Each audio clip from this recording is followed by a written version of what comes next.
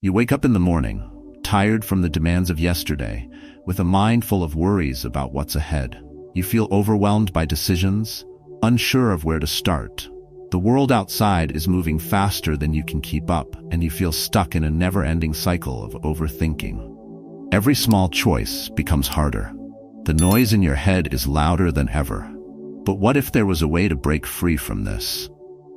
What if you could find peace in the chaos and build the resilience to face life's challenges with confidence? What if I told you that this ancient philosophy, practiced by Marcus Aurelius and Seneca, holds the key to overcoming this mental paralysis?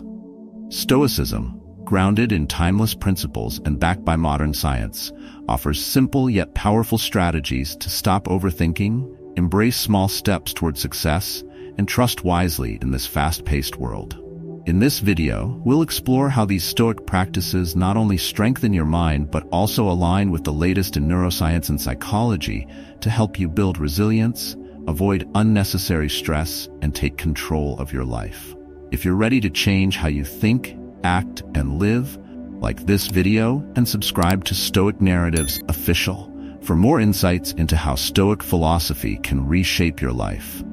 It's time to start living, not just thinking. Number 1. Stop overthinking, start acting. We suffer more often in imagination than in reality. Seneca. He sat at his desk, staring at the screen. The deadline was looming, but the thought of getting started felt like a mountain too steep to climb. His mind raced with what-ifs and maybes. What if it wasn't good enough? What if he failed? The longer he waited, the more paralyzed he became by the endless loop of overthinking. Each potential decision felt weighty, each possibility overwhelming. This was not an unusual situation for him. It had happened before. He would think himself into a corner, unable to act, caught in the trap of his own thoughts. Procrastination became a shield, a way to avoid the discomfort of uncertainty. The longer he delayed, the worse the anxiety grew, and the closer the deadline crept. But one day, something shifted. Instead of letting the spiral of worry take over, he recalled a lesson from his readings about Stoicism. He remembered how Marcus Aurelius wrote about the importance of taking action, no matter how small, in the face of fear. Stoics didn't shy away from uncertainty. They met it head-on, knowing that overthinking was the enemy of progress. At that moment, he decided to break the cycle. He didn't wait for perfection or the perfect moment. He chose to take the first step, even if it was a small one. He opened a new document, typed the first sentence, and then the next. Slowly but surely, the task didn't seem so overwhelming anymore. It wasn't the big leap that had been daunting, but the imagined distance between where he was and where he wanted to be. The Stoic lesson was clear. Action is the antidote to overthinking. By focusing on what could be done right now, rather than worrying about all the possible outcomes, he was able to move forward. And as he did, the anxiety began to fade. The future, which once seemed so uncertain, was now shaped by the simple act of doing. This is where the 5-second rule comes in. It's a powerful concept that Stoicism naturally supports. Acting before fear can take hold. Whenever doubt creeps in, decide to act within the first 5 seconds. Don't let your mind spiral. Whether it's getting out of bed to start your day or beginning a project you've been putting off, act before the fear or hesitation can take control. Modern neuroscience backs this up. When you're caught in a state of overthinking, your brain's prefrontal cortex, the part that helps you think logically, becomes overwhelmed. It becomes harder to make decisions. But when you take immediate action, even if it's just a small one, you activate a different part of the brain, one that helps you take control and push through uncertainty. This simple shift from thought to action has a direct impact on reducing stress and building resilience. Think about the last time you hesitated to start something important. Was it fear that stopped you? Did your mind run wild with all the potential things that could go wrong?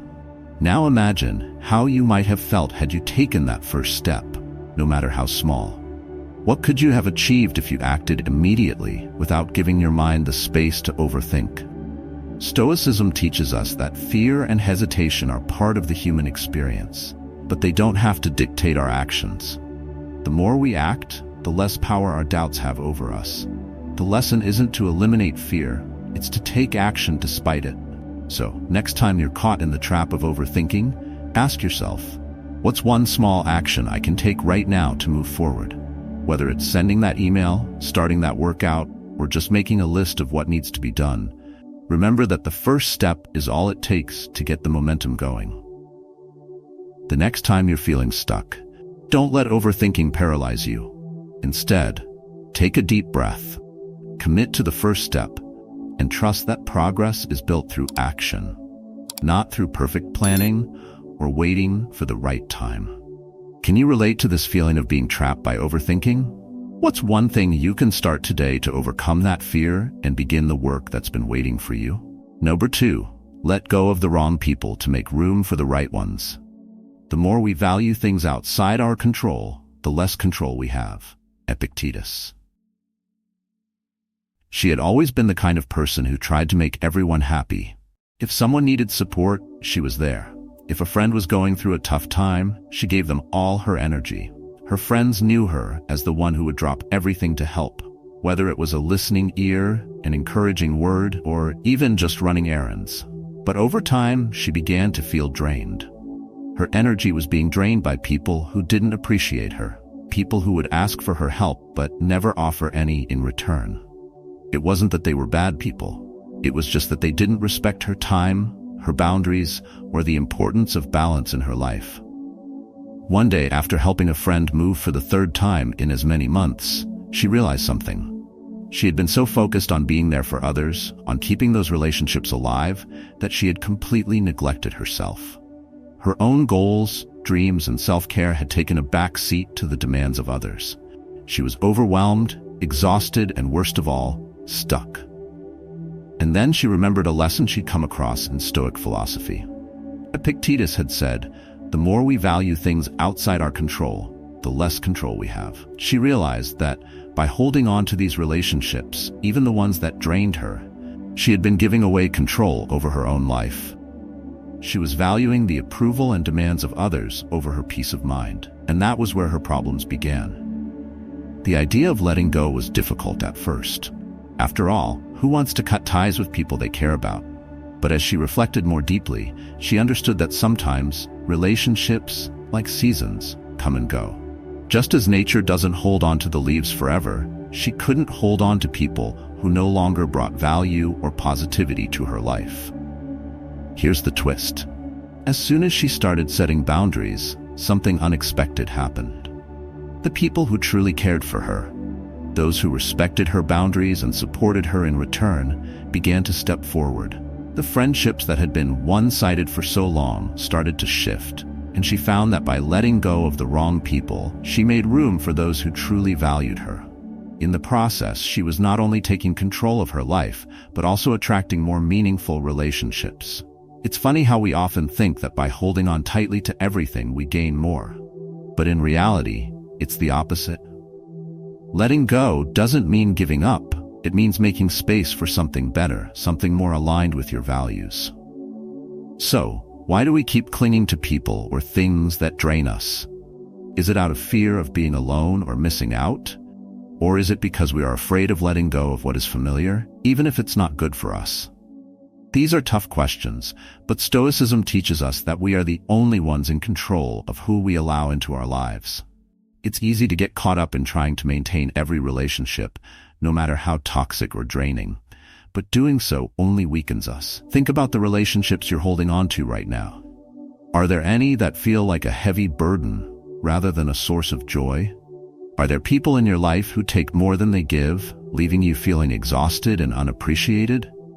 By constantly focusing on these relationships, are you missing out on healthier, more rewarding connections? It's hard to let go, but the true strength lies in knowing when to walk away. It's not about severing all ties. It's about recognizing which relationships are worth nurturing and which ones are better left behind. Here's something to reflect on. Who in your life needs to be released for the space of something better to grow? Is it time to redefine your boundaries and make room for relationships that nurture and uplift you rather than drain you? By letting go of the wrong people, you not only protect your energy but also free yourself to attract the right people, the ones who will walk with you on your path toward growth and fulfillment. It's time to choose who you let into your world. And remember, the more we value ourselves, the more we can offer to those who truly deserve our time and care. Number 3, embrace the power of small steps. Wealth consists not in having great possessions, but in having few wants. Epictetus. He had always dreamed of running a marathon. It was something he had talked about for years, a goal that he told his friends about with excitement, but one that seemed so distant, so out of reach. The idea of running 26 miles was daunting, and every time he thought about it, he felt overwhelmed by the enormity of the task. He couldn't even picture himself crossing the finish line, let alone training for it. So, he procrastinated, putting off starting for months. He kept waiting for the right moment, the moment when everything would align perfectly, when he'd feel truly ready. One day, after a conversation with a friend who had recently completed a marathon, something clicked. His friend didn't start by running 26 miles in one go. Instead, he started with just 1 mile, slowly building up to the finish line, one small step at a time. This idea felt almost too simple. Was it that easy? But then it hit him. The key was not in taking a giant leap toward the finish line, but in embracing the power of small steps. He realized that the marathon wasn't a giant mountain to climb all at once. It was a series of smaller hills. He didn't need to run 26 miles today. He just needed to run 1 mile. He didn't need to become an expert overnight. He needed to begin. So he laced up his sneakers, took a deep breath, and ran his first mile. It wasn't fast, it wasn't perfect, but it was a start. And that's all he needed. With each run, he gradually built his endurance, his confidence, and his strength. Slowly, the marathon that once seemed so far away began to feel attainable. And before he knew it, the finish line was within reach. The lesson here? Success doesn't come from perfection. It comes from the courage to take that first step, no matter how small. Stoicism teaches us that we are not required to accomplish everything at once. The Stoic philosophers emphasized progress over perfection, and they understood that growth happens through consistency, not instant success. How often do we hold ourselves back, paralyzed by the thought of a huge, daunting goal? Do we get caught up in thinking that we have to do everything perfectly from the start, only to be discouraged when things don't go as planned?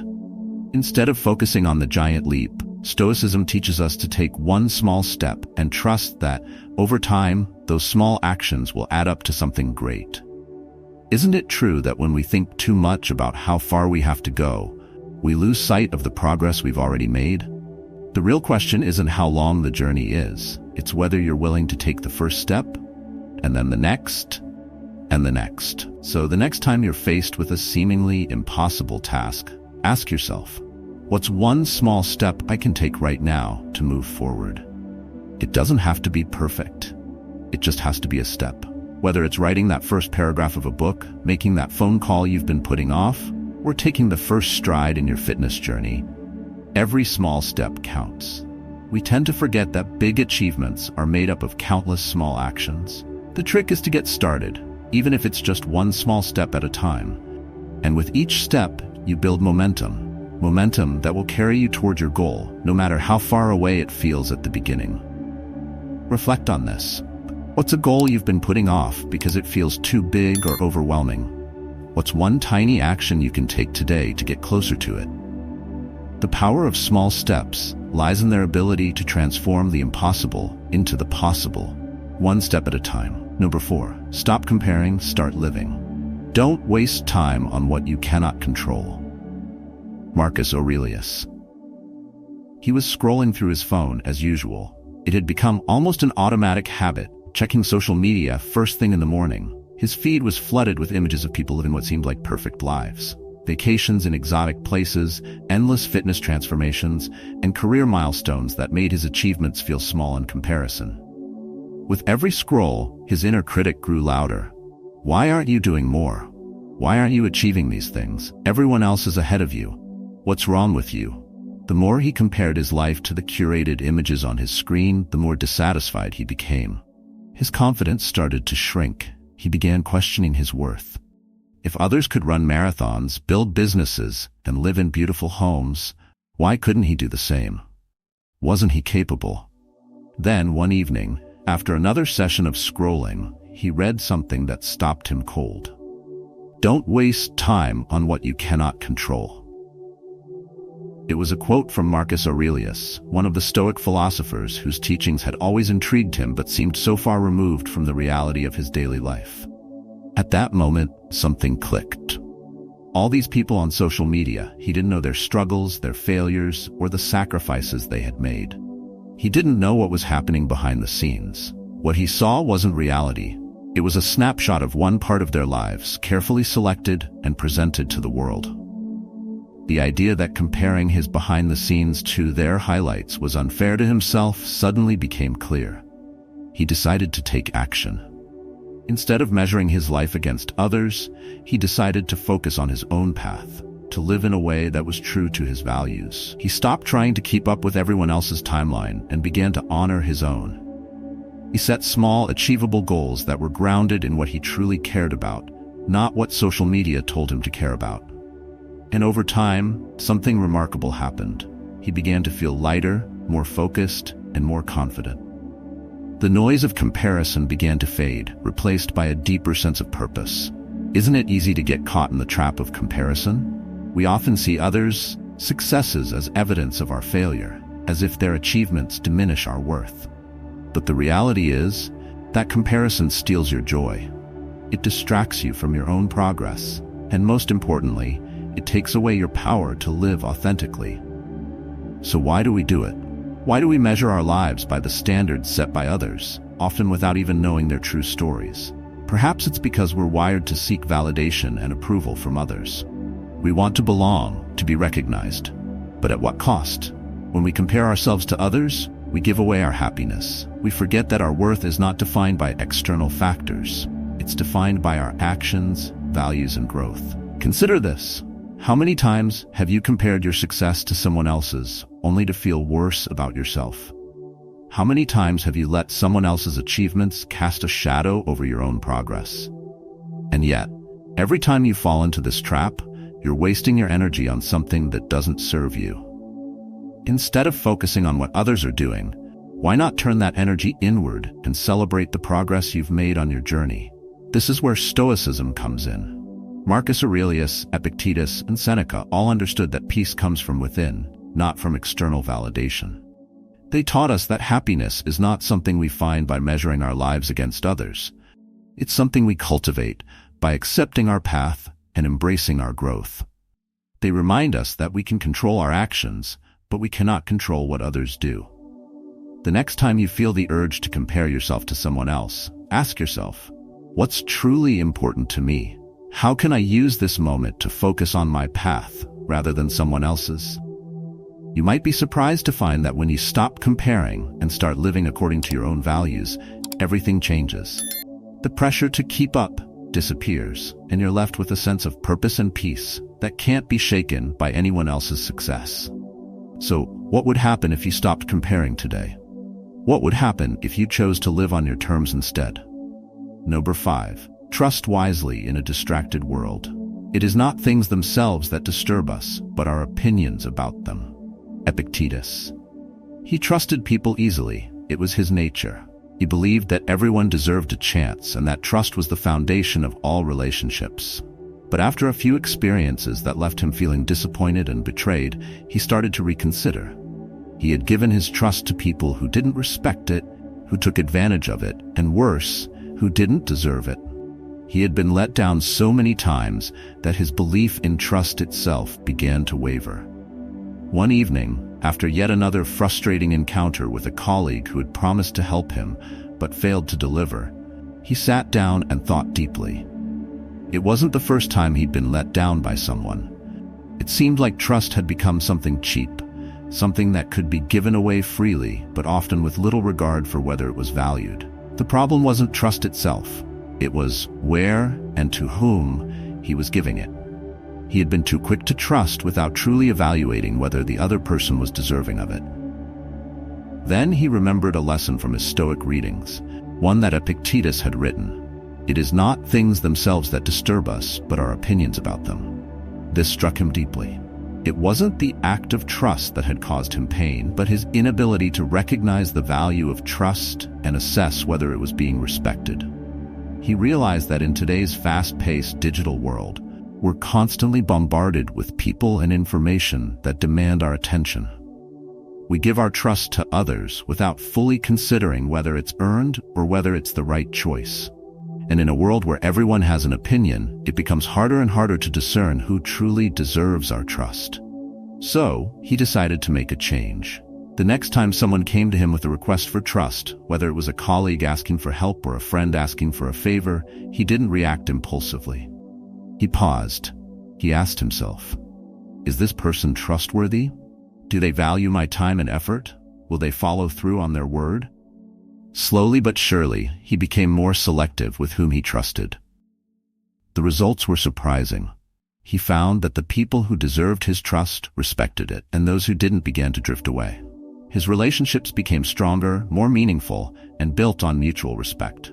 The twist: by being more discerning with whom he trusted, he didn't lose anything. He gained more control over his peace of mind.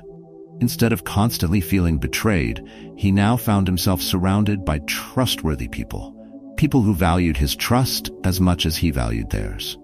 Think about it. How often do you give your trust to people who haven't earned it, only to feel disappointed when they don't live up to your expectations?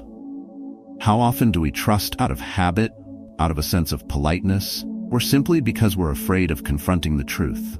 If we trust too easily, we're giving away our emotional energy without considering if it's worth the cost. In today's world, where distractions are endless and trust is often treated casually, it's more important than ever to be wise about who we give our trust. Just because someone says the right things doesn't mean they're deserving of your trust. Trust is something that must be earned through consistent action, not empty promises.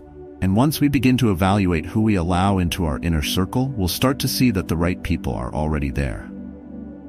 So, here's a question for you. How often do you give your trust away without thinking? How can you apply Stoic principles to be more selective with your trust, ensuring that it's reserved for those who truly deserve it?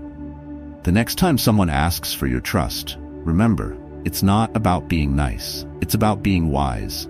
Trust wisely, and you'll find that your peace of mind becomes far more valuable than any fleeting connection. Number 6, adversity builds strength, not weakness. The greater the difficulty, the more glory in surmounting it. Skillful pilots gain their reputation from storms and tempests. Epictetus. He had always been the kind of person who took the easy route. When things got tough, he avoided confrontation, bypassed challenges, and looked for shortcuts. Life, in his mind, should be smooth, no bumps, no surprises. But, as often happens, life had other plans. His company, once flourishing, began to falter. The economy shifted, clients left, bills piled up, and suddenly, the man who had been cruising along in comfort found himself staring at a wall of adversity. He felt the weight of it, each problem bigger than the last, each setback a blow to his pride. The easy life he once enjoyed had been replaced with sleepless nights, uncertainty, and the relentless pressure to find a solution. He felt weak. He felt like giving up. Why keep fighting against the tide when it seemed everything was stacked against him? But then, one night, after hours of staring at the ceiling, he remembered a lesson from Stoicism. The greater the difficulty, the more glory in surmounting it. It struck him like a lightning bolt. What if this struggle wasn't meant to defeat him? What if instead it was meant to build him into something stronger? What if adversity wasn't a sign of weakness, but a challenge to rise, to grow, and to become resilient in ways he'd never imagined? With this new perspective, he decided to change his approach. He stopped seeing the obstacles as insurmountable. Instead, he saw them as opportunities to build strength. He began to embrace the challenges, step by step. Instead of avoiding the tough conversations, he had them. Instead of shrinking from the pressure, he took ownership. Every setback became a lesson, every difficulty a chance to prove to himself that he could endure. It wasn't easy. Some days it felt like he was failing again and again. But with every failure, he learned more. Slowly, his business began to turn around. Not because he found an easy way out, but because he had learned how to face adversity head-on, with courage and a calm mind. Here's the twist. The more he embraced adversity, the stronger he became. The more he leaned into the discomfort, the more he grew, not just in his business, but as a person. His capacity for resilience expanded, and so did his ability to lead, inspire, and face future challenges with a level of strength he never thought possible. The Stoics understood this. They didn't shy away from difficulty. They knew that true strength comes not from avoiding challenges, but from overcoming them. Life is full of obstacles, and it's easy to feel like we're being crushed by them. But every time we face adversity and continue moving forward, we're building muscles that strengthen our character and our resolve. Think about your own life. How often do you shy away from challenges because you're afraid of failing? Do you see obstacles as signs of weakness or as opportunities to grow? The reality is that we often become stronger in our struggles. The times when things are toughest are often the moments when we learn the most about who we truly are and what we're capable of. In the modern world, adversity is often seen as something to avoid, but Stoicism teaches us that it's exactly what we need to grow. Just like a muscle that gets stronger with resistance, our minds and spirits are strengthened through the challenges we face. Here's a question to reflect on. What challenges are you facing right now that you can embrace instead of avoiding? How can you turn the adversity in your life into a lesson, an opportunity to build your resilience? Next time you're confronted with difficulty, remember, it's not the obstacle that defines you, it's how you respond to it. The tougher the road, the stronger you'll become. And that strength will carry you forward, not only in the face of this challenge, but in every challenge that lies ahead. The more adversity you face, the more you will grow. And that growth is your true glory. Number 7. Discipline over motivation. What we do now echoes in eternity. Marcus Aurelius. He had always relied on motivation to get things done. It made sense to him. After all, when he felt motivated, he could do anything. He'd tackle tasks, push through challenges, and feel unstoppable. But as time passed, something started to change. The motivation that once fueled him began to fade, and suddenly he found himself stuck. The projects he once felt passionate about seemed daunting. The routines he had built fell apart. He kept waiting for that spark of inspiration to return, but it didn't. One day, after weeks of procrastination, he was feeling frustrated. He was tired of feeling like he was waiting for motivation to magically appear. So he did something different. He decided to push forward without waiting for motivation to show up. He made a plan. He set small goals, and regardless of how he felt, he followed through. That day, he wrote one paragraph of the article he had been putting off. The next day, he made one phone call that had been hanging over his head. The twist: it wasn't the magic of motivation that made the difference. It was the power of discipline. As he stuck to his small, consistent actions, he realized that the more he showed up, the more progress he made. Motivation came and went, but discipline didn't. It was there every day, whether he felt like it or not. In the Stoic view, motivation is fleeting. It's like the weather, sometimes sunny, sometimes cloudy. But discipline is a choice. It's the ability to commit to your goals, not based on how you feel, but based on what you value. Marcus Aurelius, one of the greatest Stoic philosophers, knew that the key to a successful and meaningful life isn't driven by motivation alone. It's driven by the consistent daily practice of discipline. Think about it. How many times have you waited for motivation to hit before tackling a task, only to find it never comes? How many times have you let your emotions dictate your actions, allowing them to control whether you start or finish something? If you rely solely on motivation, you'll be constantly chasing after it. But if you rely on discipline, you create the structure that makes success inevitable, even on the days you don't feel motivated. It's easy to fall into the trap of thinking that if we're not feeling motivated, we're not capable of achieving anything. But the truth is, you don't need motivation to make progress. What you need is the discipline to show up, even when you don't feel like it. Discipline makes the difference between wishing you were doing something and doing it. Here's a rhetorical question for you. What's one task you've been putting off because you're waiting for the right motivation to strike? And perhaps more importantly, what if you didn't wait for motivation? What if you just decided to do it, even when you didn't feel like it? The Stoic principle of discipline teaches us that we are not controlled by our moods or our whims. We choose our actions, regardless of how we feel. This doesn't mean you have to be perfect or push yourself relentlessly. It means building small, consistent habits that lead to bigger results. It's about showing up for yourself, day in and day out, because you know that discipline will create results, even when motivation fades. So, next time you find yourself waiting for motivation to kick in, ask yourself, am I waiting for a feeling to push me forward, or am I choosing to take action, no matter how I feel? Because motivation can't be relied upon, but discipline. Discipline is something you can count on every day, no matter what. The happiness of your life depends upon the quality of your thoughts. Marcus Aurelius. As we've explored today, Stoic philosophy isn't just about ancient wisdom, it's about practical tools we can apply in our modern lives. Whether it's learning to stop overthinking and take action, setting boundaries with the wrong people, or embracing the power of small, consistent steps, these lessons offer us the foundation for a life of resilience and fulfillment. Through discipline, we can achieve progress even on the toughest days. By letting go of comparison and trusting wisely in a world full of distractions, we gain clarity and control over our path. Adversity isn't something to fear. It's an opportunity to strengthen ourselves, just as the Stoics taught. I encourage you to apply these Stoic principles to your daily life. Start with small changes, be patient with yourself, and watch as those little steps add up to real transformation. The benefits of consistent practice are immense: mental clarity, emotional resilience, and a sense of inner peace that remains unshaken by external events. Now, I want to hear from you. How have you applied Stoic teachings in your life? Or how do you plan to? Share your reflections and personal journeys in the comments below. Let's build a community where we learn from each other and grow together. If you enjoyed this video, don't forget to like and subscribe to Stoic Narratives Official for more content on how Stoic philosophy can transform your life. Keep growing, keep learning, and keep living.